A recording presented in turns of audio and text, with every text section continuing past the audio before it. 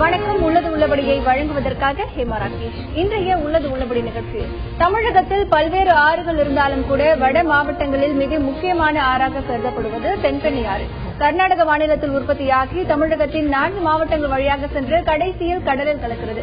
இந்த தென்பெண்ணை ஆற்றை நம்பி 4 மாவட்டங்களில் பல ஆயிரம் ஏக்கர் நிலங்கள் பாசன வசதி பெறுகின்றன. பல்வேறு கிராமங்களுக்கு தென்பெண்ணை ஆறு குடிநீர் ஆதாரமாகவும் திகழ்ந்து வருகிறது.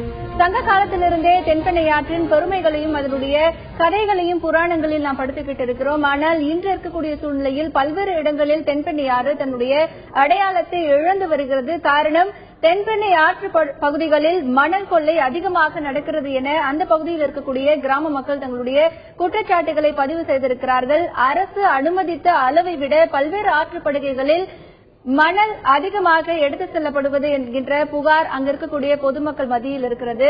அரசு தற்பொழுது மணல் விற்பனையை நடத்தி வந்தாலும் கூட இங்கே இருக்கக்கூடிய பல்வேறு தனியார் குவாரிகள் அனுமதித்த அளவை விட அதிக அளவிலான மணலை அள்ளுகிறார்கள் என்று அந்த பகுதியில் வசிக்கக்கூடிய மக்கள் புகார் தெரிவிக்கிறார்கள். இப்பொழுது விழுப்புரம் மாவட்டத்தில் இருக்கக்கூடிய கள நிலவரம் என்பது எப்படி இருக்கிறது, தென்பெண்ணை ஆற்றின் தற்போதைய நிலை, மேலும் அந்த ஆற்றில் இருக்கக்கூடிய அளவுக்கு அதிகமாக மணல் அள்ளப்படுகிறதா, அதற்கு பொதுமக்கள் என்ன விதமான கருத்துக்களை பதிவு செய்ய இருக்கிறார்கள், மேலும் இந்த பணிகளை எல்லாம் யார் கண்காணிக்க வேண்டும், மணல் கடத்துபவர்களுக்கு என்ன மாதிரியான தண்டனைகள் இருக்கிறது, மணல் அள்ளுவதற்கான விதிமுறைகள் என்பது எப்படி இருக்கிறது என்பது பற்றிதான் இன்றைய உள்ளது உள்ளபடி நிகழ்ச்சியில் பார்க்க இருக்கிறோம். அதற்கு முன்பாக இது பற்றிய ஒரு செய்தி தொகுப்பை பார்க்கலாம்.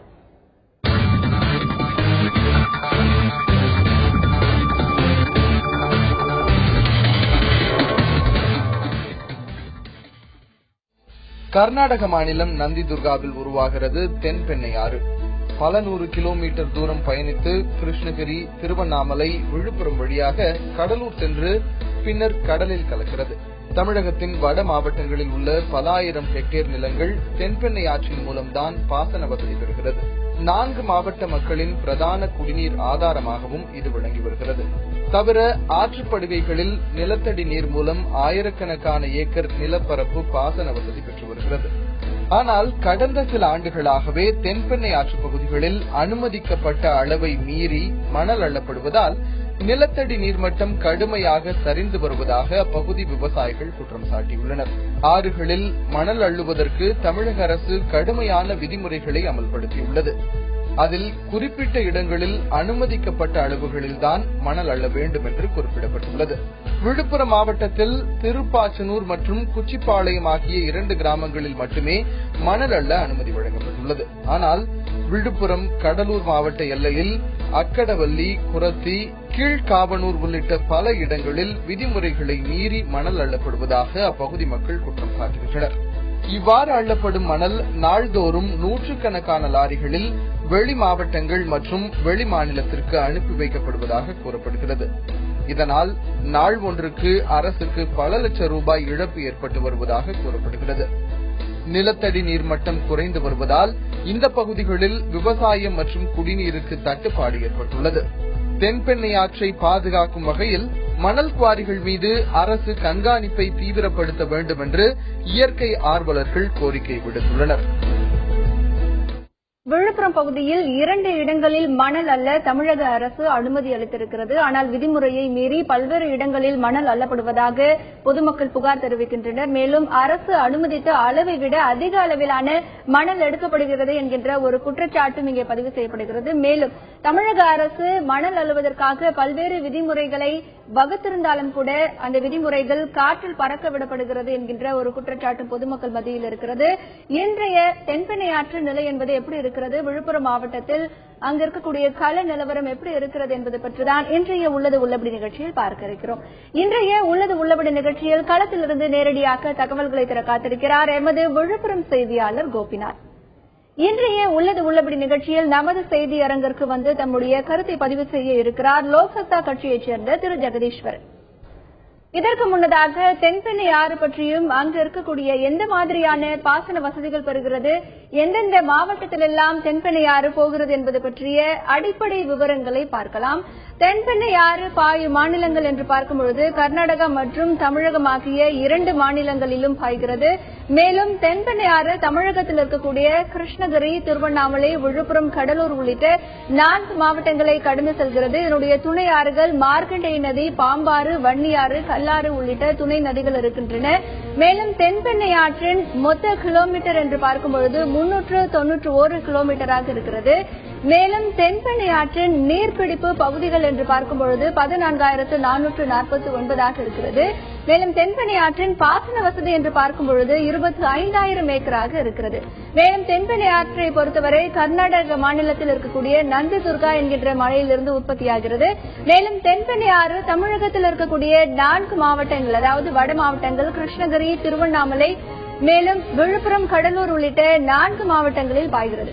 மேலும் தென்பெண்ணை ஆறு பொறுத்தவரை இங்கு இருக்கக்கூடிய பல்வேறு விதமான பாசன வசதி பெறுகின்ற நிலங்கள் இருக்கின்றன. தென்பெண்ணை ஆற்றை பொறுத்தவரை 25,000 ஏக்கர் நிலங்கள் இங்கே பாசன வசதி பெறுகின்றன. மேலும் பல்வேறு விவரங்களை பார்க்கலாம். இந்த ஆற்றில் மணல் அல்ல பல்வேறு விதிமுறைகள் இருக்கிறது. முதல் விதிமுறை என்று பார்க்கும் பொழுது ஒரு குறிப்பிட்ட அளவு இருக்கு, அதாவது 1 மீட்டர் ஆழத்திற்கு தான் மணல் அள்ள வேண்டும் என்கின்ற விதிமுறையில் இருக்கிறது.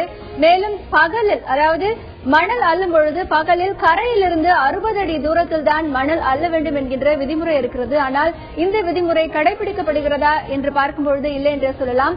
மேலும் நீர் ஆதார அமைப்பிலிருந்து 1 கிலோமீட்டர் தூர இடைவெளிக்கு பின்னர் தான் மணல் அள்ள வேண்டும் என்கின்ற விதிமுறைகள் இருக்கிறது. மேலும் மணல் அள்ளக்கூடிய இடங்களில் பாலங்கள் இருப்பின் அதற்கு தள்ளி, அதாவது 100 அடி தூர இடைவெளிக்கு பிறகுதான் மணல் அள்ள வேண்டும் என்கின்ற விதிமுறைகள் இருக்கிறது. மேலும் மணல் அள்ளும் பொழுது அங்க இருக்கக்கூடிய மக்களுக்கு இடையூறு ஏற்படுத்தக்கூடாது என்கின்ற விதிமுறைகள் இருக்கிறது. சுற்றுச்சூழல் பாதிப்பை ஏற்படுத்தாதவாறு மணலை அள்ள வேண்டும் என்கின்ற விதிமுறையும் இருக்கிறது. மேலும் பல்வேறு விதிமுறைகள் மணல் அள்ளுவதில் இருக்கிறது. மேலும் மணல் குவாரிகளின் ஆண்டு வருமானம் என்று பார்க்கும் பொழுது 2002ஆம் ஆண்டு வரை தனியார் வசம் இருந்தது மணல் அள்ளக்கூடிய ஒரு விஷயம். அப்பொழுது 27 கோடி ரூபாய் வருமானம் கிடைத்திருக்கிறது. 2003ஆம் ஆண்டு அரசே நேரடியாக மணல் விற்பனையை செய்து வருகிறது. தற்பொழுது அதனுடைய வருமானம் 2003ஆம் ஆண்டு 100 கோடி ரூபாயாக இருந்திருக்கிறது. மேலும் ஆண்டுக்கு 10% அதிகரித்திருக்கிறது. 2012 மற்றும் 2013ஆம் ஆண்டில் மணல் விற்பனை மூலம் அரசுக்கு கிடைத்த வருவாய் 188 கோடி ரூபாய்க்கு இருக்கிறது. மேலும் அரசு 1 யூனிட் மணலை ரூபாய் 315 ரூபாய்க்கு விற்பனை செய்கிறது. தனியார் வசம் இருந்த மணல் விற்பனையை 2003ஆம் ஆண்டு அரசே நேரடியாக எடுத்து நடத்துகிறது. மேலும் மணல் அளவுக்கு அதிகமாக எடுக்கும் பொழுது பல்வேறு பிரச்சனைகள் ஏற்படுகின்றன. பிரதான பிரச்சனைகள் என்று பார்க்கும் பொழுது சூழியல் பாதிப்பு ஏற்படுகிறது, நிலத்தடி நீர் சரிவடைகிறது, மேலும் அந்த பகுதியில் குடிநீர் பற்றாக்குறையும் ஏற்படுகிறது, வேளாண்மையும் அந்த இடத்தில் பாதிக்கப்படுகிறது, வெள்ள சேதம் அதிகரிக்கும் பொழுது நில அரிப்பு குறிப்பிட்ட பகுதிகளில் ஏற்படக்கூடிய வாய்ப்பும் இருக்கிறது. இப்படிப்பட்ட பல்வேறு பிரதான பிரச்சனைகள் இருக்கிறது மணல் அள்ளும் பொழுது. இந்த மாதிரியான பிரச்சனைகள் ஏற்படுத்தக்கூடிய இடங்களில் இப்பொழுது நிலை என்பது எப்படி இருக்கிறது? காரணம், விழுப்புரம் மாவட்டத்தில் 2 இடங்களில் தான் மணல் அள்ள வேண்டும் என்று அரசு அறிவித்திருக்கிறது. ஆனால் இந்த ஒரு அறிவிப்பை தாண்டி பல்வேறு இடங்களில் மணல் அள்ளப்படுவதாக புகாரும் வந்திருக்கிறது. தற்பொழுது கள நிலவரம் எப்படி இருக்கிறது என்பது குறித்து விழுப்புரத்தில் இருக்கும் எமது செய்தியாளர் கோபிநாத்திடம் கேட்கலாம். வணக்கம் கோபிநாத், விழுப்புரம் பகுதிகளில் தென்பெண்ணை ஆறு மூலமா எவ்வளவு நிலங்கள் பாசன வசதி பெறுகிறது? எத்தனை விவசாய குடும்பங்கள் இதை நம்பி இருக்கிறது? இப்ப விழுப்புரம் மாவட்டத்தை பொறுத்த வரைக்கும் பாத்தீங்கன்னா, மாவட்டத்தை பொறுத்த வரைக்கும் எந்த பெரிய தொழிற்சாலைகளும் கிடையாது. இந்த மாவட்டம் பாத்தீங்கன்னா முழுக்க முழுக்க விவசாயம் சார்ந்த மாவட்டமா மட்டுமே இது வரைக்கும் இருந்து வருது. இந்த மாவட்டத்தை பொறுத்த வரைக்கும் பாத்தீங்கன்னா இது பெரும்பாலும் நிலத்தடி நீரை ஒரு முன்ன வச்சுதான் இந்த விவசாயிகள் இது வரைக்கும் பயிர் வச்சு வராங்க. இந்நிலையில பாத்தீங்கன்னா கடந்த ஒரு 10 ஆண்டுகளுக்கு மேலாக இந்த தென்பெண்ணையாறு பாத்தீங்கன்னா கர்நாடக மாநிலத்தை தொடங்கி கிருஷ்ணகிரி, திருவண்ணாமலை மாவட்டம், விழுப்புரம் மாவட்டம் கடலூருக்கு செல்லுது. இந்த தென்பெண்ணை ஆற்று பகுதி ஒரு பழமொழி உண்டு, வெண்ணெய் உருகும் முன் பெண்ணை உருகும் ஒரு பழமொழி உண்டு. அப்படி இருந்த வற்றா நதியா இருந்த தென்பெண்ணையாறு கடந்த 10 ஆண்டுகளுக்கு மேலாக வறட்சி காரணமாக முழுமையாக வற்றிவிட்டது. அதாவது இங்க இருக்கிற மணலை வச்சுதான் இந்த நிலத்தடி நீரால லட்சக்கணக்காக பாத்தீங்கன்னா 1 லட்சம் மெட்ரிக் இந்த விவசாயிகள் இந்த விவசாயிகள் பயன்பெற்று வராங்க. தற்போது பாத்தீங்கன்னா கடந்த 10 ஆண்டுகளுக்கு மேலாக மணல் குவாரி என்ற ஒரு பெயர்ல பாத்தீங்கன்னா ஏராளமான மணல் எடுக்கப்படுவதால இந்த நிலத்தடி நீர் முற்றிலுமா கிடைக்காம போயிடுச்சு. இது இன்னும் விவசாயிகள் கடுமையான பாதிப்புக்குள்ள இருக்காங்க. இந்த நிலத்தடி நீர் மட்டத்தை பாதுகாக்கணும்னு சொல்லி பல்வேறு விவசாய அமைப்புகள், பல்வேறு கட்சிகள் தமிழக அரசுக்கு கடந்த 10 ஆண்டுகளாகவும் கோரிக்கை வச்சு வராங்க. கடந்த 2003 அப்புறம் பாத்தீங்கன்னா இந்த விழுப்புரம் மாவட்டத்தை பொறுத்த வரைக்கும் ஏராளமான பகுதிகளில் மணல் எடுக்கப்பட்டு விற்பனை செய்யப்பட்டு வருது. அதாவது மணல் தேவை என்பது பாத்தீங்கன்னா கண்டிப்பா தேவை, அதாவது கட்டிடங்களுக்கு கண்டிப்பா மணல் தேவை. இப்ப சென்னை பொறுத்த வரைக்கும் பாத்தீங்கன்னா ஒரு நாள் ஒன்றுக்கு 4500 லோடு மணல் தேவைப்படுது. இங்க விழுப்புரம் மாவட்டம் தென்மணியாட்டு பகுதியில் பாத்தீங்கன்னா சராசரியா ஒரு நாளைக்கு 2000 லோடு மணல் சென்னைக்கு போயிட்டு இருக்கு. இதன் மூலியமா கட்டிட தொழிலாளர்கள் லட்சக்கணக்கில் பயன்பெற்றிருக்காங்க. இது ஒரு பக்கம் இருந்தாலும் அதாவது அடிப்படை, அதாவது தமிழ்நாட்டோட அடிப்படை பார்த்தீங்கன்னா விவசாயம் தான். இந்த விழுப்புரம் மாவட்டம் முழுக்க விவசாயத்தை நம்பியிருக்கிற சூழ்நிலையில இந்த அதிக அளவு மணல் எடுப்பதாக பல்வேறு தரப்பினர் குற்றம் சாட்டி வராங்க. இந்த அதிக அளவு மணல் எடுத்தால் தாங்கள் அதிகபட்சமான பாதிப்புக்குள்ளாவரும் சொல்லி விவசாயிகள் கடுமையான ஒரு குற்றச்சாட்டை தெரிவிச்சிருக்காங்க. கோபிநாத், இப்ப எவ்வளவு விவசாய நிலங்கள் பாசன வசதி பெறுது அப்படின்னு சொன்னீங்க. இந்த தென்பெண்ணை ஆறு மூலமா எந்தெந்த பகுதிகளுக்கு குடிநீர் விநியோகம் செய்யப்படுகிறது? எந்த அளவிற்கு தென்பெண்ணை ஆறு அந்த பகுதிகளுக்கு குடிநீர் ஆதாரமாக இருக்கிறது? இப்ப விழுப்புரம் மாவட்டத்தை பொறுத்த வரைக்கும் பாத்தீங்கன்னா இந்த தென்பெண்ணையாறு தான் கூட்டு குடிநீர் திட்டத்துக்கு மிக மிக மிக ஒரு முக்கியமான தேவையான தென்பெண்ணையாறு திகழ்ந்து வருது. இந்த விழுப்புரம் மாவட்டத்தில் தென்பெண்ணையாறுல விழுப்புரம், திருக்கோவிலூர், திண்டிவனம் மற்றும் பாத்தீங்கன்னா சுத்தி இருக்கிற எல்லா பகுதியிலுமே இந்த ஆற்று பகுதியிலிருந்து ஆழ்துளை கிணறு அமைச்சு இங்கிருந்து கூட்டு குடிநீர் திட்டமா இதன் மூலியமா தான் பொதுமக்களுக்கு தண்ணி சப்ளை செஞ்சு வராங்க. கடந்த ஒரு 4 ஆண்டு காலமா பாத்தீங்கன்னா அந்த குடிநீர் பற்றாக்குறை பிரச்சனை தலைவிரித்தாடி இருக்கு. அதை பாத்தீங்கன்னா விழுப்புரம் மாவட்டத்தை பொறுத்த வரைக்கும் நிலத்தடி நீர் மட்டம் குறைய தண்ணீர் குடிக்கிறதுக்கான தண்ணீர் ஆதாரம் முற்றிலுமா அழிந்து போற கண்டிஷன்ல இருக்கு. இந்த நில தொடர்ந்து நீடித்தால் இன்னும் 2 ஆண்டுகளுக்கு பிறகு விவசாயம் மட்டும் இல்ல குடிநீருக்கே பொதுமக்கள் மிகவும் கஷ்டப்படுற சூழ்நிலை ஏற்படுமா. தொடர்ந்து பேசலாம் கோபிநாத். விழுப்புரம் பகுதியை பொறுத்தவரை ஒரு மிகப்பெரிய குடிநீர் ஆதாரமாகவும் அதே நேரத்தில் கிட்டத்தட்ட 1 லட்சம் ஏக்கர் நிலங்கள் பாசன வசதி பெறக்கூடிய வகையிலும் இந்த தென்பெண்ணை ஆறு மிக முக்கிய வாழ்வாதாரமாக விவசாயிகள் மத்தியில் இருக்கிறது. ஆனால் கடந்த சில ஆண்டுகளாக இங்கே அனுமதிக்கப்பட்ட அளவை மீறி மணல் எடுக்கப்படுகின்ற காரணத்தினால் பல்வேறு பிரச்சனைகள் உருவாவதாக இங்க இருக்கக்கூடிய விவசாயிகள் குற்றம் சாட்டுகின்றனர். என்ன மாதிரியான பிரச்சனைகள் அங்கே உருவாகிறது? அரசு எந்த அளவிற்கு மணல் எடுக்க வேண்டும் என்று அனுமதி அளித்திருக்கிறது, ஆனால் என்ன மாதிரியான விதிமுறைகள் அங்கே மீறப்பட்டிருக்கின்றன என்பது பற்றிய பல்வேறு தகவல்களை பார்க்கலாம்.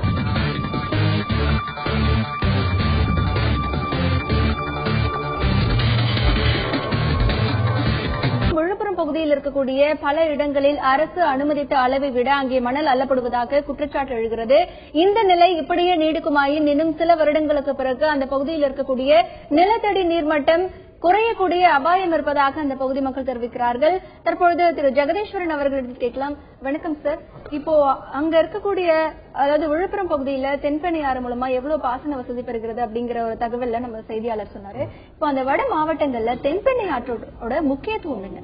நிச்சயமா நிறைய சொல்லிட்டாரு. ஒண்ணு, இன்னைக்கு நம்ம அதுக்கு முன்னாடி ஒண்ணு பார்க்க வேண்டியது என்னன்னா, இன்னைக்கு நம்ம தண்ணீருக்காக, குடி தண்ணீருக்காக, அப்புறம் விவசாய தண்ணீருக்காக, இண்டஸ்ட்ரீஸ் 3 விஷயங்களுக்காக நம்ம போராடுறோம். தண்ணீர் தேவைங்கும்போது ஒண்ணு காவிரியில் நம்ம போராடிட்டு இருக்கோம், கர்நாடகத்தில் தொடர்ந்து நம்ம போராடிட்டு இருக்கோம். அதே மாதிரி இந்த பக்கம் முல்லை பெரியார் இன்னைக்கு மிகப்பெரிய பிரச்சனையா பார்க்கப்படுது. நம்ம சுப்ரீம் கோர்ட் வரைக்கும் போறோம், நம்ம நீர் ஆதாரத்துக்காக போராடுறோம், எந்த அரசாங்கமா இருந்தாலும் சரி போராடுறோம். ஆனா அதே ஒரு எண்ணம், ஒரு கோரிக்கை இங்க இருக்கா அப்படின்னு கேட்டா அதெல்லாம் நம்ம மறந்துடும். அது மறுபடியும் சொல்லப்படுறதுனா தூர்வாரப்படுறது இல்ல மணல் கொள்ளை ஜாஸ்தியா போறதுனால நம்மளோட நிலத்தடி நீர் மோசம் பாதிக்கப்படுது அப்படிங்கிறோம். இன்னைக்கு நாங்க நிறைய கள ஆய்வுகள் செய்யும் பொழுது காஞ்சிபுரம், விழுப்புரம் போன்ற மாவட்டங்கள்ல 100 அடி 110 அடி எல்லாம் தண்ணி வந்துட்டு இருந்தது போர் போடும்போது. இன்னைக்கு 1200 அடி போடுறாங்க. இன்னைக்கு நிறைய டேட்டா என்ன சொல்றாங்கன்னா, இந்த 1200 அடியில கூட என்ன வரும் உங்களுக்கு, தண்ணி எல்லாம் விஷமா மாறிட்டு இருக்கு. இன்னைக்கு அந்த தண்ணி எடுத்து டெஸ்ட் பண்ணி பாத்தீங்கன்னா விஷமா இருக்கு. அந்த அளவுக்கு ஒரு மோசமான நிலையை நோக்கி நம்ம சந்திச்சு போயிட்டு இருக்கோம். இன்னைக்கு அந்த எல்லாமே போரை நம்பி தான் இருக்கும். இன்னைக்கு நமக்கு காவிரி வருவான்னு தெரியாது, முல்லை பெரியார் தொடர்ந்து பிரச்சனை நடந்துட்டு இருக்குங்கும் பொழுது எல்லாமே போரை நம்பி தான் போயிட்டு இருக்கும் பொழுது நிலத்தடி நீருக்கு முக்கிய தேவையாக இந்த மணல் கொள்ளை தொடர்ந்து பாதிக்கப்படுறது முக்கியமான விஷயம். அதே நேரத்தில் குடிதண்ணீர், எந்த ஒரு நீரின் அடிப்படை தேவைகளும் முதல்ல குடிதண்ணீருக்காக இருக்கணும். இன்னைக்கு குடிதண்ணீர் பாத்தீங்கன்னா பல மாவட்டங்களில் நிலைமை என்னன்னா, குறிப்பா விழுப்புரம் மாவட்டங்கள் நிலைமை என்னன்னா, ஒரு 4 நாளைக்கு ஒரு நாள் தண்ணி வர மாதிரி தான் பண்றாங்க. அது போர் போட்டு அதை பைப்ல ஏற்றி மக்களுக்கு கொடுக்குற மாதிரி பண்றாங்க. நிறைய சிக்கல்கள் இருக்கு. இந்த மாதிரி தான் தொடர்ந்து நம்ம போயிட்டு இருக்கோம். அதனால தென்பெண்ணை ஆறோட முக்கியத்துவம் நமக்கு அறிந்திருந்தும் அதற்கு தேவையான நடவடிக்கைகள் எடுக்கல அப்படிங்கறது இங்க வருத்தமான விஷயம். இன்னொன்று நீங்க அந்த நம்பர் சொன்னீங்க, ஸ்டாட்டிஸ்டிக்ஸ் வந்து 188 கோடி வந்து அரசாங்கத்துக்கு வருவாய் எப்படி சொன்னீங்க. அதுல அதே ஸ்டாட்டிஸ்டிக்ஸ் என்ன சொல்லுதுன்னா, அதுல கான்ட்ராக்டருக்கான வருவாய் வந்து 15,000 கோடி. அந்த 188 கோடி என்னவா இருக்குன்னா 15,000 கோடி ஆயிட்டு இருக்கு. அதே நேரத்தில் இல்லீகல் சாண்ட் மைனிங், அது இது இல்லாம இது வந்து லீகல் அப்படின்னு சொல்லி நம்ம ஒதுக்கி வச்சிடறோம். இல்லீகல் சாண்ட் மைனிங்ல நமக்கான வருவாய் இழப்பு 19,300 கோடி. இது வந்து போன வருஷம் ஸ்டாட்டிஸ்டிக்ஸ். இது அப்போ இங்க இதை நீங்க ஒரு நம்பர் கம்பேர் பண்ணி பாத்தீங்கன்னா, இன்னைக்கு டாஸ்மாக்ல நம்ம வருவாய் பாத்தீங்கன்னா 23,000 கோடி நோக்கி போயிட்டு இருக்கும். அப்ப இதை வச்சு நம்ம சமாளிக்கலாம். இது வந்து அரசாங்கம் வந்து நாங்க சரியா இந்த தொழிலை முறைப்படுத்தி நம்ம வந்து மக்களுக்கு கிடைக்கிற மாதிரி செஞ்சோம்னா அது சரியா பண்ணலாம். இன்னைக்கு அதே மாதிரி ஒரு யூனிட் வந்து நீங்க பாத்தீங்கன்னா 315 ரூபாய்க்கு விற்கப்படுது. அதே யூனிட் வந்து ஒரு கான்ட்ராக்டருக்கு கைமாறும் பொழுது, அதாவது 2 யூனிட் கைமாறுறீங்கன்னா சின்ன லாரியில வந்து 620 ரூபா அப்படிங்கிற மாதிரி கணக்கு 630 ரூபா.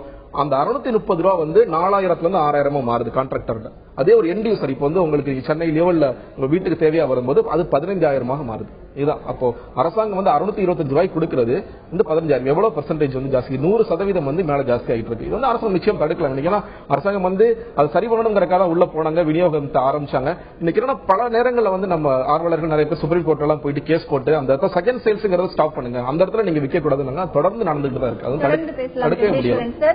விழுப்புரம் பகுதியில் இருக்கக்கூடிய பல இடங்களில் மணல் அளவுக்கு அதிகமாக அள்ளப்படுகிறது என்கின்ற புகார் பதிவு செய்யப்படுகிறது. அதே நேரத்தில் 2002ஆம் ஆண்டு தனியார் வசம் இருந்த மணல் விற்பனையை 2003ஆம் ஆண்டு அரசு ஏற்று நடத்தியது. அப்பொழுது வருவாய் என்று பார்க்கும் பொழுது, அதாவது 2012 மற்றும் 2013ஆம் ஆண்டு 188 கோடி ரூபாய் அரசுக்கு வருமானம் கிடைத்திருக்கிறது. அதுவே கான்ட்ராக்டர்கள் என்று பார்க்கும் பொழுது பல ஆயிரம் கோடி ரூபாய் வருமானமும், இழப்பு என்று பார்க்கும் பொழுது அரசுக்கு மட்டுமே 19,300 கோடி ரூபாய் இழப்பு ஏற்படுகிறது. அரசு ஏற்று நடத்தினாலும் கூட இதை இன்னும் முறைப்படுத்த வேண்டும் என்கின்ற கருத்தும் இங்கே பதிவு செய்யப்படுகிறது. களத்தில் இருக்கும் எமது செய்தியாளர் கோபிநாத்திடம் பேசலாம். கோபிநாத், இப்ப விழுப்புரம் பகுதியில எந்தெந்த இடங்கள்ல அரசு மணல் எடுக்க அனுமதித்திருக்கிறது? அங்கே எந்த அளவிற்கு மணல் தினமும் எடுக்கப்படுகிறது? என்ன அளவில் எடுக்கப்படுகிறது? ஏமா இப்போ விழுப்புரம் மாவட்டத்தை பொறுத்தவரைக்கும் பாத்தீங்கன்னா 2 இடங்கள்ல வந்து அரசு அனுமதிச்சிருக்காங்க. பாத்தீங்கன்னா திருப்பாச்சூர் மற்றும் தென்குச்சிப்பாளையம் 2 பகுதிகளில் அரசு வந்து மணல் எடுத்து இவங்க 2ஆம் நிலை விற்பனை நிலையத்துக்கு மணலை கொண்டு போறாங்க. இது இல்லாமல் பொதுப்பணித்துறை சார்பில் அதே பகுதி திருப்பாச்சூர் பகுதியிலே வந்து அவங்களும் வந்து ஒரு மணல் காரை நடத்தி வராங்க. இங்க வந்து பாத்தீங்கன்னா சிறிய லாரிகளுக்கு மட்டும் இந்த இடத்துல வந்து மணல் வழங்கப்படுது. இது இல்லாம பாத்தீங்கன்னா இந்த அரசு விதித்திருக்க அளவு பாத்தீங்கன்னா 1 மீட்டர் 20 ஹெக்டர்ல மட்டும்தான் வந்து இந்த மணலை எடுக்கணும்னு சொல்லி அரசு விதிச்சிருக்காங்க. இப்போ வந்து நம்ம பொதுமக்கள் பாத்தீங்கன்னா ஏராளமானோர் வந்து அளவுக்கு அதிகமா மணல் எடுக்கிறதா ஒரு குற்றச்சாட்டு எழுந்திருக்கு. இந்த பகுதியை பொறுத்த வரைக்கும் பாத்தீங்கன்னா, அதாவது வந்து இது மட்டும் இல்லாமல் பல்வேறு இடங்கள்ல மணல் எடுக்கிறது வந்து ஒரு குற்றச்சாட்டு இருக்கு. அதாவது இப்ப அரசு நடத்துற மணல் குவாரி மற்றும் 2ஆம் நிலை விற்பனை நிலையம் தவிர்த்து விழுப்புரம் மாவட்டத்தை பொறுத்த ஏராளமான இடங்கள் மணல் கொள்ளைகள், அதாவது பாத்தீங்கன்னா மணலுக்கு இவங்க எடுக்கிறது மட்டும் இல்லாம பாத்தீங்கன்னா ஆற்றங்கரையோடு இருக்கிற பகுதிகளில் ஏராளமான இடங்கள்ல மணல் கொள்ளை நடைபெறுது. அது பாத்தீங்கன்னா இதுக்கு வந்து வருவாய்த்துறையும் காவல்துறையும் கண்டிப்பா இதுக்கு உடந்தையா இருக்காங்க. அதாவது அரசு மற்றும் தனியார் குவாரி இல்லாமல் இந்த தென்மணி ஆற்று கரையோர இருக்க பகுதிகளிலிருந்து ஏராளமான இடங்கள்ல மணல் வந்து இரவு நேரங்களில் கடத்தப்பட்டு வெளி மாவட்டம் மற்றும் வெளி மாநிலங்களுக்கு விற்பனை செய்யப்படுது. இது மட்டும் இல்லாமல் பாத்தீங்கன்னா இந்த மாட்டு வண்டிகள்ல மணல் எடுறது வந்து இது வரைக்கும் நிறுத்தப்படல. இது தொடர்ந்து மாட்டு வண்டியிலும் மணல் கொள்ளை என்று நடந்துட்டு தான் இருக்கு. அதாவது பாத்தீங்கன்னா கடலூர் மாவட்டத்தில் ஒரு மாட்டு வண்டிக்கு வந்து 50 ரூபாய் வந்து ஒரு டோக்கன் வழங்கி முறைப்படுத்தி அந்த இடத்துல வந்து அந்த பகுதியில் இருக்க மக்களுக்கு வந்து மாட்டு வண்டிக்கு வந்து மணல் ஏற்றி விடுறாங்க. ஆனால் விழுப்புரம் மாவட்டத்தில் டோக்கன் வழங்கப்படாதனால இந்த மாட்டு வண்டி தொழிலாளர்கள் அவங்களோட பிழப்பு நடத்துறதுக்காக ஆங்காங்கே அனைத்து இடங்களிலுமே வந்து மணல் திருட்டுறது தனியா நடந்துட்டு இருக்கு. இது ஒரு பக்கம் பாத்தீங்கன்னா தென்பெண்ணை ஆற்று மட்டும் இல்லாமல் மாவட்டத்தில் இருக்கிற பல்வேறு பகுதி வானூர் மற்றும் சுற்றியுள்ள பகுதிகளில் பாத்தீங்கன்னா தொடர்ந்து மணல் கொள்ளை நடந்துட்டு தான் இருக்கு. இப்ப நம்ம பாக்குறது பாத்தீங்கன்னா நிலத்தடி நீர் ஒட்டுமொத்தமா மாவட்டம் முழுவதுமே இந்த பாதிப்பு இருக்குன்னு சொல்லலாமா? கோபிநாத், இப்ப சொன்னீங்க அனுமதிக்கப்பட்ட இடத்தை விட அதிக அளவிலான இடங்கள்ல மணல் கொள்ளை நடந்துட்டு இருக்கு அப்படின்னு. இப்போ அங்க இருக்கக்கூடிய பகுதி மக்கள் கிட்ட கேளுங்க, இப்போ அளவுக்கு அதிகமாக மணல் அள்ளப்படுறதுனால என்ன மாதிரியான பிரச்சனைகள் அவங்களுக்கு இருக்கு, அவங்க கிட்ட கேளுங்க. ஏமா இப்ப நம்மளிடையே பாத்தீங்கன்னா இந்திய கம்யூனிஸ்ட் கட்சியோட மாவட்ட செயலாளர் ஏவி சரவணன் இருக்காரு. அதான் சார், இந்த ஒரு குற்றச்சாட்டு நீங்க ஏற்கனவே ஒரு கடந்த வாரம் கூட ஒரு ஆர்ப்பாட்டம் நடத்துனீங்க உங்க கட்சி சார்பில். இப்ப இந்த மணல் குவாரியினால உங்களுக்கு என்ன பாதிப்பு இருக்கு, விவசாயம் எந்த அளவுக்கு பாதிக்கும்னு நினைக்கிறீங்க? இப்ப ஒரு மணல் தேவைன்றது வந்து சென்னை பொறுத்தவரைக்கும் அதிகபட்சமா தேவைப்படுதுன்னு சொல்றாங்க. இதற்கு என்ன கருத்து சொல்றீங்க? இதன் மூலியமா பாத்தீங்கன்னா இந்த மணல் எடுக்கிறது மூலியமா ஏராளமான லாரி உரிமையாளர்கள் வந்து பயன்பெற்று வராங்க. இப்போ பேசிக்கா நம்ம பார்த்தோம்னா விவசாயம் முக்கியம். இந்த விவசாயத்துல எந்த பாதிப்பு இருக்குன்னு நினைக்கிறீங்க? விழுப்புரம் மாவட்டத்தை பொறுத்தவரையில திருவண்ணாமலை மாவட்டத்தை தொடர்ந்து விழுப்புரம் மாவட்டத்தில் ஏறத்தாழ 70 கிலோமீட்டர் அளவுக்கு தென்பண்ணை ஆறு போயிட்டு இருக்கு. இது ஒரு அகலமான மிக புகழ்மிக்க ஒரு ஆறு. ஆனா இதுல கடந்த 20-25 ஆண்டுகளாக மிக கடுமையான அளவுல மணற்கொலை நடந்துட்டு இருக்கு. இது அரசு அங்கீகரித்திருக்கக்கூடிய அரசாங்கத்தினுடைய மணற்குவாரிகள்ல மணல் விநியோகம் செய்வது ஒரு பக்கம் இருந்தாலும் கூட இன்னைக்கு மணற்கொலை என்பது மிகப்பெரிய நடந்துட்டு இருக்கு. இதுல நம்முடைய வருவாய்த்துறையும் கனிம வளத்துறையும் அதே போல காவல்துறையும் பொதுப்பணித்துறையும் இணைந்தே இந்த முறைகேட்டுக்கு துணை போகிறார்கள். இந்த மணல் என்பது இந்த பகுதியில் பல்வேறு பகுதிகளை இன்னைக்கு 2 குவாரி நீங்க சொன்னீங்க. அது 2 குவாரியில 3 குவாரி, இன்னொன்னு திருக்கோளூர்ல முடினூர் சொல்லுகிற கிராமத்தில் ஒரு குவாரி இருக்கு. இந்த 3 குவாரிகள் இல்லாமல் பல்வேறு இடங்கள்ல பட்டம்பகலையே இரவு நேரங்களையும் மணற்கொலை நடந்து கொண்டிருக்கிறது. இந்த மணல் வெளி மாவட்டங்களுக்கு கொண்டு செல்லப்படுகிறது. இன்னும் சொல்ல போனால் வெளிநாட்டுக்கே போகுது. மாலத்தீவுக்கு தூத்துக்குடியினுடைய துறைமுகத்து வழியாக இன்னைக்கு இந்த மணல் எடுத்து செல்லப்படுகிறது. இது நம்முடைய அரசு அனுமதித்திருக்கக்கூடிய அளவு என்பது 50 ஹெக்டேர் அளவுல பரப்பளவுல ஒரு 3 அடி ஆழத்துல தான் இருக்கணும்னு சொல்லியிருக்காங்க. ஆனா நீங்க பாத்தீங்கன்னா அந்த பகுதிகளில் நெய்வேலி நிலக்கரை சுரங்கத்தை தோண்டுவதை போல ஏறத்தாழ ஒரு 10 மீட்டர் அளவுக்கு கூட மிக மோசமான அளவில் இந்த மணல் சுரண்டப்பட்டிருக்கிறது. அதனால இந்த மாவட்டத்தை நம்பி இருக்கு. இந்த மாவட்டத்தில் மிக முக்கியமான இந்த தென்பண்ணை ஆற்றை நம்பி லட்சக்கணக்கான மக்கள் வாழ்கிறார்கள். குறிப்பாக ஏராளமான கூட்டுக்குடி திட்டங்கள் தென்பண்ணை ஆற்றில் இயங்கிக் கொண்டிருக்கிறது. குறிப்பா செஞ்சி கூட்டுக்குடி திட்டம். செஞ்சி கூட்டுக்குடி திட்டம் சொன்னா அது வெறும் செஞ்சி நகரத்துக்கு மட்டுமல்ல, திருக்கோவில் நகரத்திலிருந்து செஞ்சி வரை செல்லக்கூடிய ஏறத்தாழ 100கணக்கான கிராமங்களுக்கும் செஞ்சி நகரத்துக்கும் குடிநீர் அளிக்கக்கூடிய செஞ்சி கூட்டுக்குடி திட்டம். சின்னசேலம் கூட்டுக்குடி திட்டம். சின்னசேலம் கூட்டுக்குடி திட்டம் சொன்னா சின்னசேலம் திருக்கோவில் ஆரம்பிச்சு சின்னசேலம் வரை கள்ளக்குறிச்சி வழியாக செல்லக்கூடிய அத்தனை கிராமங்களுக்கும் நகரங்களுக்கும் குடிநீர் வழங்கக்கூடிய சின்னசேலம் கூட்டுக்குடி திட்டம். வேட்டவளம் கூட்டுக்குடி திட்டம். அதே போல நம்முடைய திண்டிவனத்துக்கு குடிநீர் வழங்கக்கூடிய திட்டம். விழுப்புரம் நகரத்துக்கும் சுற்றி இருக்கக்கூடிய ஏராளமான கிராமங்களுக்கு குடிநீர் வழங்கக்கூடிய திட்டம். இப்படி ஏராளமான கூட்டுக்குடி திட்டங்கள் நம்முடைய தென்பண்ணை ஆற்றில இன்னைக்கு இருக்கிறது. ஆனா என்ன நிலைமை சொன்னா நிலத்தடி நீர்மட்டம் குறைய இன்னைக்கு மக்களுக்கு குடிநீர் வழங்குவதில் மிகப்பெரிய சிக்கல் ஏற்பட்டிருக்கிறது. இது என்ன அடிப்படையான காரணம் என்று சொன்னால் அரசு அங்கீகரித்திருக்கக்கூடிய அளவுக்கு அதிகமாக மணல் இங்கே எடுக்கப்படுகிறது. அதனால இன்னைக்கு மிகப்பெரிய அளவுக்கு நெருக்கடிக்கு உள்ளாகி இருக்கிறது. ஆகவே நாங்க இந்த மணல் கொள்ளையை உடனடியாக தடுத்து நிறுத்த வேண்டும். இது அரசு அதிகாரிகள் அனைவரும் துணை போய் கொண்டிருக்கிறார்கள். தடுத்து நிறுத்த வேண்டும். அதே போன்று இன்றைக்கு நம்முடைய தென்பண்ணை ஆற்றை பாதுகாக்க வேண்டிய அவசியம் இருக்கிறது. அந்த அடிப்படையில் தான் கம்யூனிஸ்ட் கட்சியின் சார்பாக கடந்த 20 ஆண்டுகளாக தொடர்ந்து போராடி கொண்டிருக்கிறோம். சென்ற 13ஆம் தேதி கூட இந்த மாவட்டத்தினுடைய பல்வேறு பகுதி 13 இடங்கள்ல ஏறத்தாழ 5000 பேர் பங்கேற்று ஆர்ப்பாட்டங்களை கம்யூனிஸ்ட் கட்சி சார்பாக நடத்தியிருக்கிறோம். கம்யூனிஸ்ட் கட்சியுடைய தலைவர் நல்லக்கண் அவர்கள் தென்பண்ணை ஆற்றினுடைய இந்த பகுதிகளை பார்வையிட்டு இங்க நடந்திருக்கக்கூடிய இந்த முறைகேட்டை கண்டித்து அறிக்கை விட்டிருக்கிறார்கள். வரக்கூடிய காலங்களில் நீதிமன்றத்தில் நான் வழக்கு தொடர் என்று சொல்லியிருக்கிறார்கள். ஆகவே கம்யூனிஸ்ட் கட்சி சார்பில் நாங்கள் சொல்லிக் கொள்ளும் போது தென்பண்ணை ஆறு என்பது ஒரு ஆறு என்கிற அடிப்படையில் பார்க்காமல் இது எதிர்காலத்துக்கு இந்த மக்களுக்கு ஒரு வாழ்வாதாரத்தை வழங்கக்கூடிய ஒன்று. குறிப்பா அந்த மாவட்டத்தில் 1,00,000 ஹெக்டேருக்கு நிலப்பரப்புல விவசாயம் செய்யக்கூடிய விவசாயிகளுக்கு நீர் ஆதாரமே தென்பண்ணை ஆறு தான். ஆகவே தென்பண்ணை ஆற்றில் அளவுக்கு அதிகமாக மணல் எடுக்கப்பட்டால் நிலத்தடி நீர்மட்டம் படிப்படியாக குறைந்து இந்த மாவட்டம் மிக மோசமான பாலைவனமாக மாறிவிடும் என்கிற அச்சம் இன்னைக்கு சமூக ஆர்வலர் மத்தியில் ஏற்பட்டிருக்கிறது. ஆகவேதான் கம்யூனிஸ்ட் கட்சி தொடர்ந்து இதுக்காக போராடி கொண்டிருக்கிறோம். வரக்கூடிய ஜூலை மாதம் கூட கம்யூனிஸ்ட் கட்சி தென்பண்ணை அந்த ஆற்றை பாதுகாக்கக்கூடிய மாநாட்டை நாங்கள் நடத்த இருக்கிறோம். இது மட்டுமல்ல, இந்த மாவட்டத்தினுடைய தென்பண்ணை ஆற்றில் பல்வேறு நெருக்கடி இருக்கிறது. இந்த நகரத்தினுடைய ஆற்றினுடைய 2 கரைகளிலுமே ஆக்கிரமிப்பு செய்யப்பட்டு இந்த ஆறுகள் குறுக்கப்படுகிறது. இது ஒரு மிக முக்கியமான விஷயம். அதே போல தென்பண்ணை ஆற்றில் பல்வேறு கழிவுகளை கொட்டிக் கொண்டிருக்கிறார்கள். இப்படிப்பட்ட நெருக்கடிக்கும் தென்பண்ணை ஆறு ஆளாகிக் கொண்டிருக்கிறது. இந்த சூழலில் தான் தென்பண்ணை ஆற்றை பாதுகாக்க வேண்டும் என்கிற முறையில் கம்யூனிஸ்ட் கட்சி மட்டுமல்ல, இன்னைக்கு பல்வேறு சமூக அமைப்புகளும் பல்வேறு மனிதநேய அமைப்புகளும் இன்னைக்கு போராடி கொண்டிருக்கிறோம். அந்த அடிப்படையில் இந்திய கம்யூனிஸ்ட் கட்சி தொடர்ச்சியான போராட்டங்களை முன்னெடுக்கிறது, நடத்தும் தெரிவித்துள்ளது. இப்ப நம்முடைய விவசாய சங்கத்தை கலியமூர்த்தி இருக்காரு. அவர்கிட்ட நம்ம இதை பத்தி கேட்டு தெரிஞ்சுக்கலாம். இது உங்களுக்கு எந்த வித பாதிப்பு இருக்குன்னு நீங்க நினைக்கிறீங்க? குறிப்பா நிலத்தடி நீர் இந்த விவசாயம் நம்பிதான், இந்த பண்ணையாத்தை நம்பிதான் இருக்கு. இப்ப குறிப்பா 3 அடி தான் எடுக்கணும்ன்றது அரசாங்கத்தினுடைய உத்தரவு.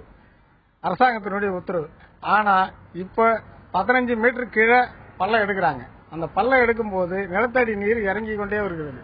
இந்த பெரிய அளவுல இப்ப தோழர் சொன்னதில்ல மாதிரி திண்டிவன குடிநீர் கூட்டு திட்டமும் இதுலதான் இருக்கு. இந்த சின்ன கள்ளிப்பட்டில இருந்து போகுதுங்க. அது கடலூர் மாவட்டத்தோட தொடர்ந்து அது வரைக்கும் அள்ளப்படுகிறது. அந்த மண்ணு அல்ல குடிநீர் பாதிக்கும், விவசாயத்துக்கு பெரிய இழப்பு வரும்ன்றதுதான் எங்களோட கோரிக்கை. ஏமா இவங்க இந்த அளவுக்கு அதிகமா மண் எடுத்தால் கண்டிப்பா நிலத்தடி நீர்மட்டம் பாதிச்சு விவசாயம் பாதிக்குன்னு சொல்றாங்க. ஏமா தொடர்ந்து பேசலாம் கோபிநாத். விழுப்புரம் மாவட்டத்தை பொறுத்தவரை பல்வேறு இடங்களில் அளவுக்கு அதிகமாக மணல் அள்ளப்படுவதாக அங்கே புகார் தெரிவிக்கின்றனர் அங்கு இருக்கக்கூடிய பொதுமக்கள். மேலும் இந்த தென்பெண்ணை ஆற்றை நம்பி திண்டிவனம் கூட்டு குடிநீர் திட்டம், செஞ்சி கூட்டு குடிநீர் திட்டம் உள்ளிட்டவை மிகப்பெரிய குடிநீர் ஆதாரமாக அந்த பகுதி மக்களுக்கு இருக்கின்றன. மேலும் இந்த தென்பெண்ணை ஆற்றை நம்பி 1,00,000 ஏக்கர் நிலங்கள் பாசன வசதி பெறுகின்றன. ஆனால் பல இடங்களில் அளவுக்கு அதிகமாக அரசு அனுமதித்தை விட மணல் அதிகமாக அள்ளப்படுவதால் நிலத்தடி நீர்மட்டம் பாதிக்கக்கூடிய சூழல் உருவாகும் என்கின்ற அச்சமும் அங்க இருக்கக்கூடிய விவசாயிகளுக்கும் இருக்கிறது. இதற்கு யார் பொறுப்பு? இதை கண்காணிக்கக்கூடிய அதிகாரிகளின் பதில் என்னவாக இருக்கிறது? மேலும் இந்த மணல் அள்ளுவதனால் சூழியல் பாதிப்பு என்பது எந்த அளவிற்கு இருக்கிறது என்பது பற்றிய பல்வேறு தகவல்களை பார்க்கலாம்.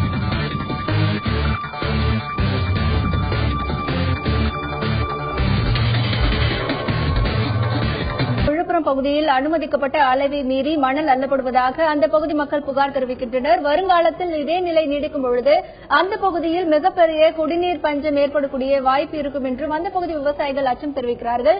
மேலும் ஆற்றுப்படுகைகளில் மணல் அள்ளப்படுவதால் அங்கு மிகப்பெரிய அபாயம் ஏற்படுவதாகவும் ஆற்றில் ஆங்காங்கே பள்ளங்கள் ஏற்படுவதாகவும் அதிகாரிகள் இதை கண்டுகொள்வதில்லை என்கின்ற ஒரு குற்றச்சாட்டும் பொதுமக்கள் சார்பாக இங்கே பதிவு செய்யப்படுகிறது.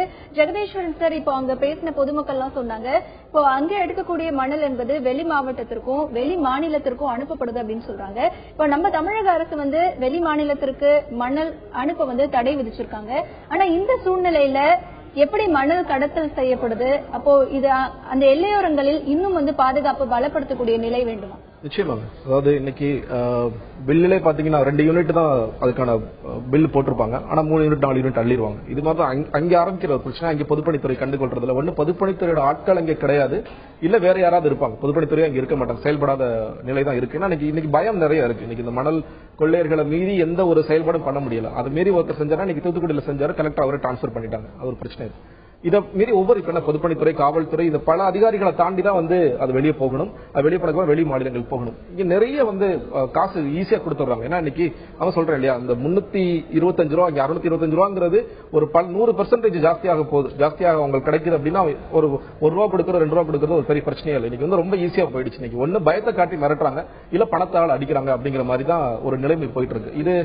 இது மாறணும் அப்படின்னா கண்டிப்பா அந்த அரசாங்கம் உண்மையிலேயே ஒரு அக்கறை எடுத்து இல்ல இது செய்யணும். ஏன்னா இன்னைக்கு உண்மையிலே பயனடைறது யார் பாத்தீங்கன்னா, அரசாங்கம் பயனடையாட்டி யார் பயனடைகிறாங்கன்னா அரசியல் கட்சிக்காரர்கள் தான் பயனடைகிறாங்க. நிறைய இடங்கள் அது கான்ட்ராக்டரா இருக்கட்டும், இல்ல இல்லீகலா பண்றவங்களாகட்டும், இவங்களுடைய ஆதிக்கம் தான் ஜாஸ்தியா இருக்குங்கிறது நம்ம பல்லாண்டுகளா பார்த்துட்டு வர ஒரு விஷயம் தான். இதுக்காக நிறைய பேர் போராடிட்டு இருக்காங்க. ஆனா போராட்டம் ஒண்ணு அவங்க தடுக்கப்படுறாங்க. அதுதான் பிரச்சனை. இன்னைக்கு ஒண்ணு இன்னைக்கு சாதாரணமா இன்னைக்கு ஊடகங்கள் எவ்வளவு முயற்சி செய்தா கூட அந்த ஊடகங்களுக்கு நிறைய காசு கொடுக்குறாங்க. என்னுடைய நண்பர் ஒருவர் ஒரு தூத்துக்குடி சின்ன பத்திரிகை நடத்துறாரு, அவருக்கு பணம் கொடுக்கப்படுகிறது. கவர் போட்டு கொடுக்குறாங்க, இருந்தாங்க இவ்வளவு பணம் அப்படிங்கிறது. இதுதான் தொடர்ந்து நடந்துகிட்டு இருக்கு. இன்னைக்கு அவங்க எதிர்க்க முடியல. எதிர்த்தா பிரச்சனை. எதிர்க்க முடியக்கூடிய ஒரே ஆட்கள் அரசாங்கம் மட்டும்தான். வேற யாராலுமே நம்ம எவ்வளவுதான் நம்ம பேசி மக்கள் போராட்டம் மக்களால் கண்டிப்பா முடியாது. ஒருத்தர் 2 பேர் வருவாங்க, இல்ல எனக்கு எதுக்கு பிரச்சனை ஒதுங்கிடுவாங்க. இன்னைக்கு அதுதான் அந்த ஒரு பிரச்சனை இருக்கு. மக்கள் எல்லாரும் சேர்ந்து போராடணும் அப்படிங்கிற ஒரு துணிச்சல் இன்னைக்கு வர மாட்டேங்குது. அது மாறாத வரைக்கும் இது கஷ்டம் தான். ஏன்னா இன்னைக்கு கட்சிகள் நடத்துவதற்கு, அரசியல் நடத்துவதற்கு இந்த பணம் வெவ்வேறு முறைகளை தேவைப்படுது.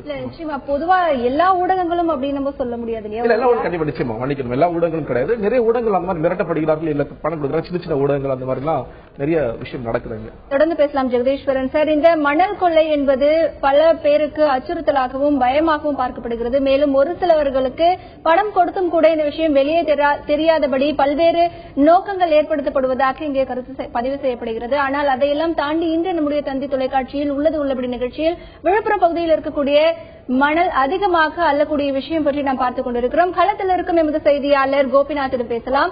கோபிநாத், இப்போ அங்க இருக்கக்கூடிய மக்கள் கிட்ட கேளுங்க, இப்போ ஒரு நாளைக்கு அங்க எவ்வளவு மணல் அள்ளப்படுது, எத்தனை லாரிகள் அங்க வந்து செல்கிறது, இப்போ அனைத்து வாகனங்கள் எல்லாம் அங்க வந்து செல்கிறதுனால விபத்துகள் ஏதாவது ஏற்பட்ட வாய்ப்புகள் ஏதாவது அங்க இருக்கிறதா? என்ன மாதிரியான பாதிப்புகள்? ஏன்னா நிலத்தடி நீர்மட்ட பாதிப்பு அப்படின்னு சொன்னாங்க. அதையும் தாண்டி வேற என்னென்ன பாதிப்புகளை அவங்க சந்திக்கிறாங்க, அவங்க கிட்ட கேளுங்க. ஏமா இப்ப நம்மளிடையே பாத்தீங்கன்னா பாமக முன்னாள் சட்டமன்ற உறுப்பினர் செந்தமிழ் செல்வன் நம்ம கூட இருக்காரு. இவர் ஏற்கனவே சட்டசபையில இந்த நிலத்தடி நீர்மட்டம் மற்றும் விவசாயத்தை பத்தி ஏராளமான கோரிக்கை வச்சிருக்காரு. இப்ப அவர்கிட்ட இதை பத்தி கேட்டு தெரிஞ்சுக்கலாம். அதாவது சார், ஏற்கனவே சட்டமன்றத்தில் இந்த விவசாயம் நம்ம மாவட்டம் சார்பாக பல்வேறு கோரிக்கை வச்சிருக்கீங்க. இப்போது நிலத்தடி நீர்மட்டம் பாதிக்குதுன்ற ஒரு பிரச்சனை இருந்தாலும் இது தவிர்த்து வேற என்ன பிரச்சனைகளை அந்த பொதுமக்கள் சந்திக்கிறாங்க, இதை பத்தி நீங்க என்ன சொல்ல போறீங்க? குறிப்பா இந்த பகுதி மக்கள் இந்த ஆற்று மணல் கொள்ளையால மிகப்பெரிய பாதிப்புக்குள்ளாக்கி இருக்கிறாங்கன்றதான் பொதுவான ஒரு செய்தி. அதுல குறிப்பா ஏற்கனவே இதே ஆட்சி தான் 2003 இருந்தப்போ எங்க கட்சியினுடைய நிறுவன தலைவர் மருத்துவரை அவர்களும் எங்க பாட்டாளி மக்கள் கட்சியினுடைய சட்டமன்ற உறுப்பினர்களும் சட்டமன்றத்தில் பேசி போராட்டம் பல நடத்தி இந்த மணல் குவாரியில அந்த குவாரி எடுக்கிற கான்ட்ராக்டர், அரசு அதிகாரிகள், வருவாய்த்துறையை சார்ந்தவர்கள், பொதுப்பணித்துறையை சார்ந்தவங்க சேர்ந்து ஒரு கூட்டு கொலை அடிக்கிறாங்க. இதனால மிகப்பெரிய பொருளாதாரம் தனியாருக்கு போகுது. இது அரசாங்கத்துக்கு வந்து சேர வேண்டும் என்று சொன்னால் அரசாங்கமே இந்த மணல் குவாரிகளை எடுத்து நடத்துகின்ற அடிப்படையில் தான் 2003 இந்த மணல் குவாரிகளை அரசு ஏற்று நடத்துச்சு. திரும்ப மணல் எடுக்கிறது, லோட் பண்றது, இது பண்றதுன்னு தனியாரிடம் விட்டதனுடைய விளைவு இன்னைக்கு மிகப்பெரிய கொள்ளை. இந்தியாவிலே எங்கேயும் நடக்காத மிகப்பெரிய மணல் கொள்ளை, தாது மணல் கொள்ளை தமிழ்நாட்டில் தான் தொடர்ந்து நடந்து கொண்டிருக்கிறது. இதனால் நீராதாரம் பாதிக்கப்படுகிறது. பெருவாரியான விவசாய மக்கள் வாழுகிற இந்த மாவட்டத்தில் விவசாயம் பொய்த்து போகும் என்கிற அளவிற்கு இன்றைக்கு நிலைமை இருக்கிறது. பாலைவனம் தான் எங்க பார்த்தாலும் காட்சி தருது. 3 அடி தான் மணல் எடுக்கணும்னு சொல்றாங்க. ஆனால் இங்க 30 அடி எடுக்கிறாங்க. பாத்தீங்கன்னா திருக்கோவிலூர் மணலூர்பேட்டை வரை இங்க பாத்தீங்கன்னா மிகப்பெரிய பாதாள கிணறு மாதிரி தெரியும். ஆக அதுக்கு அடுத்து இங்க இன்னைக்கு பேரங்கியூர்ல எடுக்கிற மணல் குவாரியில் நடக்கிற முறைகேடுகள் என்று சொல்லி மாளாது. இதை இங்க இருக்கிற மாவட்ட ஆட்சித்தலைவர்கள் எங்க கட்சியை சார்ந்தவர்கள் எல்லாம் போய் கேட்கிற பொழுதும் முறையிடுகிற பொழுதும் அவர்கள் சொன்ன செய்தி என்பது, நாங்க மேலிடத்துல நீங்க போய் முறையிடுங்க அப்படின்னு சொல்றாங்க. அப்ப இதுல என்ன நடக்குது? ஒரு யூனிட் மணலுடைய விலை இன்னைக்கு 316 ரூபாய் அரசாங்கத்துடைய விலை. ஆனா அங்க மணல் குவாரியில எடுக்கிற மணல் 3 யூனிட் தான் எடுக்கணும். ஆனா ஒரு வண்டியிலும் 8 யூனிட் இன்னைக்கு மணல் எடுக்கப்படுகிறது. ஒரு வண்டியில தினமும் 30 நடை எடுக்கிறார்கள். 100க்கும் மேற்பட்ட வாகனங்கள் எடுக்கிறாங்க. ஆக அந்த மணல் எடுத்து யார்டுல கொட்டி 1500 ரூபாய்க்கு ஒரு யூனிட் விற்கிறாங்க. ஆக எவ்வளவு பெரிய கொள்ள பாருங்க. அரசாங்கத்துக்கு இந்த பணம் போய் சேர்ந்தால் கூட நம்ம பரவாயில்லன்னு சொல்லலாம். ஆனால் இடையில் இருக்கிற ஒப்பந்ததாரர்கள், வருவாய்த்துறையை சார்ந்தவர்கள், பொதுப்பணித்துறையை சார்ந்தவர்கள், காவல்துறையை சார்ந்தவர்கள், இவங்களுக்கு தான் இந்த பணம் எல்லாம் போகுது. ஆக இப்படிப்பட்ட முறைகேட்டை தான் தொடர்ந்து பாட்டாளி மக்கள் கட்சி தமிழ்நாட்டில் நாங்கள் எதிர்த்து போராடி இருக்கிறோம். இதை மீண்டும் முழுமையா இதை அரசாங்கம் எடுத்து இதுல தனியாருக்கு கொஞ்சம் கூட சம்மதம் இல்லாமல் இவர்களே கூலிக்கு வாகனங்களை வச்சு அனுப்பினா கூட இது அரசாங்கத்துக்கு இந்த பணம் போய் சேரும் தான் எங்களுடைய கருத்து. ஆக இப்படியே போய் போனால் இந்த விழுப்புரம் மாவட்டத்தில் இந்த தென்பெண்ணை ஆறு இதுல எடுக்கிற இந்த மணல் கொள்ளையால் மிகப்பெரிய எதிர்காலத்தை மிகப்பெரிய ஒரு பாலைவனமாக சந்திக்கிறவர்களை நிச்சயம் ஏற்படுன்றதில் மாற்று கருத்து இல்லை. இவரு பாட்டாளி மக்கள் கட்சி முன்னாள் சட்டமன்ற சொல்றது அரசு இந்த குவாரியை நடத்தணும்னு சொல்லி அவர் கோரிக்கை வச்சிருக்காரு. கோபிநாத், இப்போ அவர் சொன்னாரு நூற்றுக்கணக்கான லாரிகள் மூலம் அங்கிருந்து மணல் அள்ளப்படுது அப்படின்னு. அதிகாரிகள் இதை கண்காணிக்கவில்லையா? அவங்க தரப்புல இருந்து என்ன சொல்றாங்க? அளவுக்கு அதிகமாக மணல் அள்ளப்படுதுன்னு பொதுமக்கள் உயர் அதிகாரிகளிடத்துல புகார் ஏதாவது சொல்லியிருக்காங்களா? அதற்கு அவர்களுடைய தரப்புல இருந்து என்ன பதில் கொடுத்திருக்காங்க? இப்போ இந்த நம்மகிட்ட பாத்தீங்கன்னா கரும்பு விவசாயிகளோட சங்க தலைவர் வந்திருக்காரு. அவர்கிட்ட பற்றி கேட்டு தெரிஞ்சுக்கலாம். இப்போ நம்ம இந்த தனியார் மணல் குவாரி மணல் எடுக்கிற பிரச்சனை பாத்தீங்கன்னா இப்ப தொடர்ந்து கொஞ்ச நாளா இருந்துட்டு இருக்கு. இது குறித்து நீங்க ஏற்கனவே மாவட்ட ஆட்சியர்கிட்ட புகார் தெரிவிச்சிருக்கீங்களா? இது பற்றி என்ன நடவடிக்கை எடுத்திருக்காங்க? வேற என்ன நீங்க கோரிக்கை வைக்கிறீங்க? விவசாயிகளோட பாதிப்புகள் என்ன? இந்த மாவட்டத்துக்கு நீராதாரம், விவசாயத்துக்கான நீர் ஆதாரம், இது ரெண்டுமே இந்த தென்பெண்ணையாறு தான். திருவண்ணாமலை மாவட்டத்திலிருந்து இந்த மாவட்டத்துக்குள்ள வந்து பாண்டிச்சேரிக்கு போற வரையிலும் சற்றக்குரிய 67 to 97 கிலோமீட்டர் இந்த மாவட்டத்தில் ஊடாக வரக்கூடிய இந்த நீராதாரம் மணல் கொள்ளையினால பாதிக்கப்பட்டது. 2 விதமா பாதிக்கப்பட்டது. இந்த ஆற்றினுடைய 2 பகுதியிலையும் பெரும்பாலான விவசாய நிலங்களுக்கு நீர்வார்த்து தரக்கூடிய ராகவன் வாய்க்கால், வலதுகாரப்புல வாய்க்கால், பம்பையாற்று சானல், இந்த மாதிரியான வாய்க்கால்கள் பூராவும் இங்க பாண்டிச்சேரி எல்லை வரைக்கும் வரக்கூடிய இந்த மாவட்டத்தினுடைய கடைநிலை கிராமங்கள், சொர்ணாவூர் பகுதி வரையிலும், அடுத்தது பண்ருட்டி தாலுகாவில் வரக்கூடிய திருநாவூர் வரைக்கும் இந்த தண்ணீர் ஆதாரம் இருக்கு. இது இல்லாம மலட்டாற்று சேனல் மூலமாக நம்முடைய உளுந்தூர்பேட்டை தாலுகா முழுவதும் பயன்படக்கூடிய இந்த நீராதாரம் மணல் கொள்ளையால பாதிக்கப்பட்டாச்சு. அரசு விதிமுறைகள் என்பது அரசை மீறக்கூடிய தன்மை தான் என்ன பண்ண முடியும்?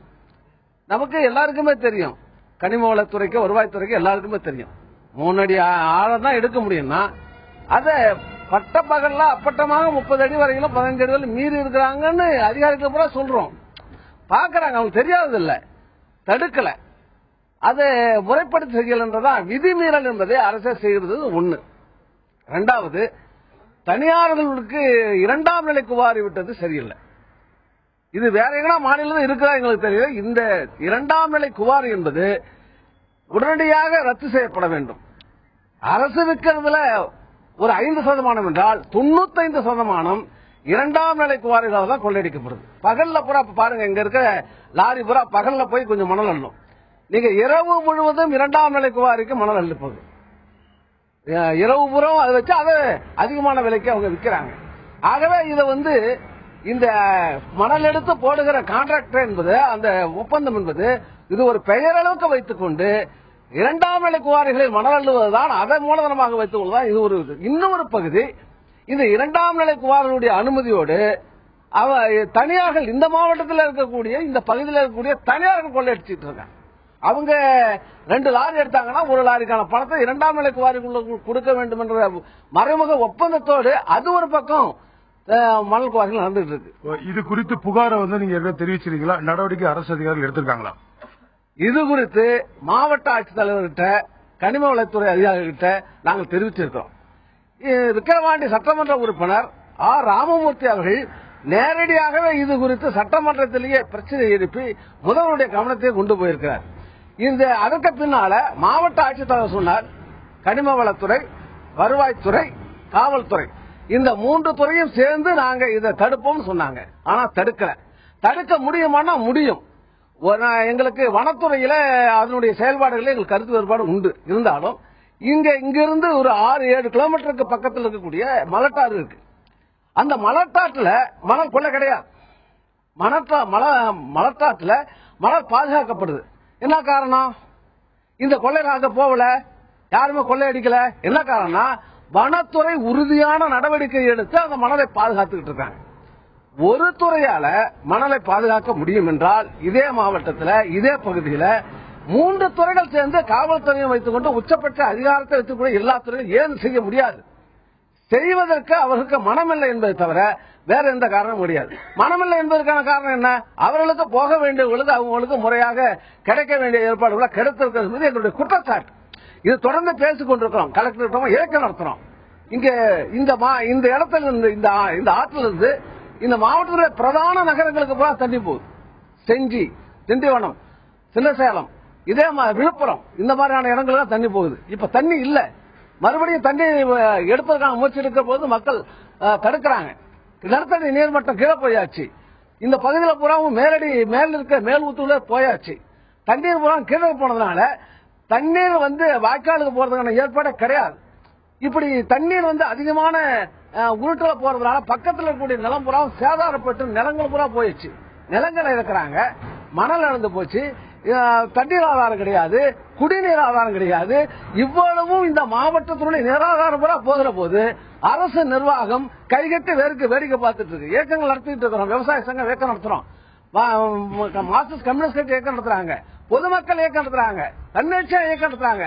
அப்பப்ப இவங்க சமாதானம் சொல்றதோட தவிர இதனால முறையான நடவடிக்கைகள் எடுக்கப்பட வேண்டும் என்பதுதான் எங்களுடைய அழுத்தமான வலியுறுத்தல். இப்போ விவசாய சங்கம் பொறுத்தவரைக்கும் பாத்தீங்கன்னா முறையான மாவட்ட நிர்வாகம் நடவடிக்கை எடுக்கணும்னு கோரிக்கை வைக்கிறாங்க. இதே போல பாத்தீங்கன்னா நம்மிடையே அதாவது லாரி உரிமையாளர்கள் இந்த இடத்துக்கு வந்திருக்காங்க. இவங்களோட கோரிக்கை என்னன்னு கேட்டீங்கன்னா, இந்த மணல் எடுக்கிறது மூலியமா நாங்க ஆயிரக்கணக்கான லாரி ஓட்டுநர்கள் மற்றும் உரிமையாளர்கள் நாங்க பொழைச்சிட்டு இருக்கோம், எங்களுக்கு இந்த வாய்ப்பு கொடுங்கன்னு சொல்லி கேட்கறாங்க. இப்ப அவங்கள பத்தி கேட்டு தெரிஞ்சுக்கலாம். உங்களுக்கு இப்போ அதாவது 2 விஷயம், மணல் தேவைன்றது கண்டிப்பா தேவை, கட்டிடம் கட்டுறதுக்கும் சென்னைக்கும் மற்ற சராசரி எல்லாத்துக்குமே தேவை. இன்னொரு பக்கம் நிலத்தடி நீர் பாதிக்கிறது ஒரு குற்றச்சாட்டு இருக்கு. இப்போ உங்க தரப்புல நீங்க என்ன சொல்ல நினைக்கிறீங்க? எங்க தரப்புல நாங்க என்ன சொல்றோம், எங்களுக்கும் விவசாயம் இருக்கு. நாங்க எல்லாமே லாரி அசோசியேஷன் சேர்ந்தவங்க எல்லாருக்குமே ஆத்து ஓரத்துல எங்களுக்கு எல்லாருக்குமே சுத்து இருக்கு, நிலம் இருக்கு. எங்களுக்கு நிலத்தடி பாதிப்பால எங்களுக்கும் பாதிப்பு இருக்கு. பட் இருந்தாலும் எங்களுக்கு எல்லாருக்குமே லாரி இருக்கு. 1 வருஷ காலமா எங்களுக்கு மணல் எங்கேயுமே போடல. அம்மா கிட்ட நாங்க கோரிக்கை வச்சோம். இப்பதான் பேரங்கூர் யார்டுல மணல் குவாரி ஓபன் பண்ணிருக்காங்க. நல்லபடியா எங்களுக்கு எந்த விதமான சிரமமும் இல்லை. எங்களுக்கு யாரு இப்பதான் நாங்களாம் டியூலாம் கட்டி கொஞ்சம் ஓரளவுக்கு கொஞ்சம் தலை நிமிர்ந்து நிக்கிறோம். இதுக்கும் இது மணல் அள்ளுறதுனால நிலத்தடி பாதிப்பு பண்றது எங்களுக்கு நல்லா தெரியுது. பட் இருந்தாலும் தெரிஞ்சோ தெரியாமலோ நாங்கள் லாரி வாங்கிட்டோம். எங்களுக்கும் பொறுப்பு நடத்தி ஆகணும், வேற வழி இல்ல. மணல் அதிகபட்சமா 30 மீட்டர் அள்ளுறாங்கன்றது அது தப்பு தான். பட் இருந்தாலும் 3 மீட்டர் அளவுக்கு இல்ல 4 மீட்டர் 5 மீட்டர் அளவுக்கு கூட எங்களுக்கு பரவாயில்ல. அதனால யாரு எந்த வகையிலும் பாதிக்கப்படக்கூடாது. அப்படி பாதிக்கப்பட்டால் நாங்க கண்டிப்பா எங்களுடைய எதிர்காலம் ஃபியூச்சர் எதிர்காலம் எல்லாமே பாழாயிடும். லாரிக்காரங்க எல்லாமே கண்டிப்பா வீணாயிடும். விழுப்புரம் மாவட்டத்தில் இந்த லாரியை நம்பிதான் மணலை நம்பிதான் நாங்க வாழறோம். கிட்டத்தட்ட ஒரு 5000 குடும்பங்கள் வாழ்ந்துட்டு இருக்கு. இதுக்கு எந்த வகையிலும் பாதிப்பு வந்துடக்கூடாது. எங்களுக்கு அம்மா ஏதோ ஒரு நல்ல வழி காட்டிருக்காங்க. இதுக்கு எந்த பாதிப்பு வந்துடக்கூடாது, விவசாயத்துக்கும் பாதிப்பு வந்துடக்கூடாது, யாருக்கும் அந்த பாதிப்பு வராம எங்களுக்கு பண்ணி கொடுக்க வேண்டியது அம்மாவுடைய பொறுப்பு. இதுதான் எங்களுக்கு சொல்ல முடியும்.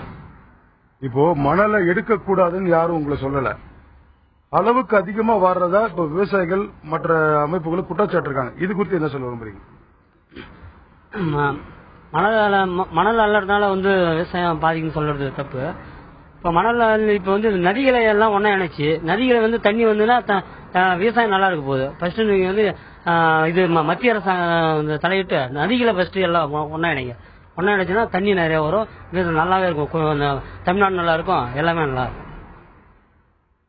ஏமா இப்போ நம்மளிடையே இப்போ நம்ம கிட்ட பாத்தீங்கன்னா இப்போ லாரி கோபிநாத் தொடர்ந்து பேசலாம். விழுப்புரம் பகுதியில் அங்கே இருக்கக்கூடிய பல்வேறு பகுதிகளில் மணல் அள்ளப்படுவதாக குற்றச்சாட்டு இருக்கிறது. கேரளாவில் 44 ஆற்றுப்படுகைகள் இருக்கிறது. ஆனால் அங்கே மணல் அள்ள முடியாது. காரணம், அங்கே 1994 வருடத்திலிருந்து மணல் அள்ள தடை விதித்திருக்கிறது. கேரளாவில் கட்டக்கூடிய பல்வேறு கட்டிடங்களுக்கும் தமிழகத்திலிருந்துதான் மணல் எடுத்து செல்லப்படுகிறது என்கின்ற ஒரு குற்றச்சாட்டும் இருக்கிறது. மேலும் விழுப்புரம் பகுதியில் அளவுக்கு அதிகமாக மணல் அள்ளப்படுவதை எந்த துறையுமே கண்டுகொள்ளப்படவில்லை என்கின்ற ஒரு குற்றச்சாட்டு பொதுமக்கள் மத்தியில் இருக்கிறது. அதே பகுதியில் சற்று 7 கிலோமீட்டர் தள்ளி இருக்கக்கூடிய மலட்டாறு பகுதியில் வனத்துறை மணல் எடுக்க அனுமதியை வழங்கவில்லை. ஆனால் அங்கே மணல் எடுக்கப்படுவதில்லை. ஆனால் இங்க இருக்கக்கூடிய கனிமவளத்துறை, வருவாய்த்துறை, காவல்துறை ஆகிய 3 துறைகளிடம் பொதுமக்கள் புகார்களை அளித்தாலும் கூட அவர்கள் நடவடிக்கை எடுக்கவில்லை என்கின்ற குற்றச்சாட்டும் பொதுமக்கள் இங்கே பதிவு செய்திருக்கிறார்கள். இதற்கு அதிகாரிகள் கூறும் பதில் என்ன? இதில் அரசு என்ன விதமான நெறிமுறைகளை கையாள வேண்டும், அரசின் அணுகுமுறைகள் என்பது எப்படி இருக்க வேண்டும் என்பது பற்றிய பல்வேறு தகவல்களை பார்க்கலாம்.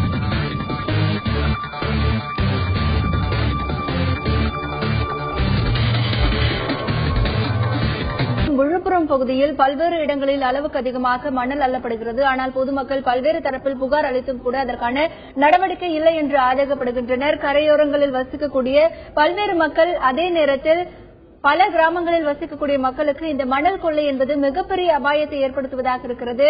நிலத்தடி நீர்மட்டம் குறையக்கூடிய அபாயம், ஆற்றின் ஓரங்களில் மிகப்பெரிய பள்ளங்கள் ஏற்பட்டிருக்கிறது.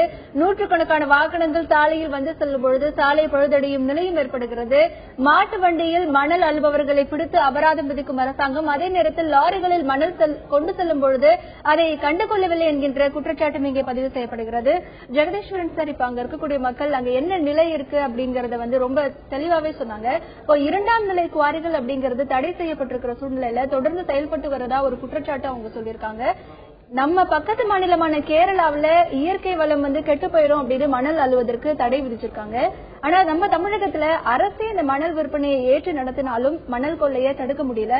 இப்போ என்ன மாதிரியான நெறிமுறைகளை இன்னும் இதுல மேம்படுத்தணும், என்ன மாதிரியான அணுகுமுறை அரசு கிட்ட இருக்கணும்னு நினைக்கிறேன்? நிச்சயமா. அதாவது நம்ம என்ன ஒரு மிகப்பெரிய முக்கிய பிரச்சனை என்னன்னா, நம்ம வருங்கால சந்ததியினருக்கு இது தேவை அப்படிங்கறத நம்ம உணர மாட்டேங்கிறோம். அரசாங்கமா இருக்கட்டும், பொதுமக்களா இருக்கட்டும். இன்னைக்கு அந்த லாரி உரிமையாளர் கூட பேசினாரு, எங்களுடைய தொழில் பாதிக்காத மாதிரி பாத்துக்கங்க. இன்றைய தேவை அவர் பாக்குறாரு. நாளைக்கு எனக்கு இன்னைக்கு சாப்பாடு கிடைச்சா போதும், நாளைக்கு என்னுடைய குடும்பம் தான் தண்ணி குடிக்க போகுது, என்னுடைய குடும்பம் தான் இந்த விவசாயத்தால பயனடைய போகுதுங்கிறது நமக்கான புரிதல் இல்லைங்கிறது ரொம்ப வருத்தமான விஷயமா இருக்கு. நம்ம அப்படி பழகிட்டு வரோம்.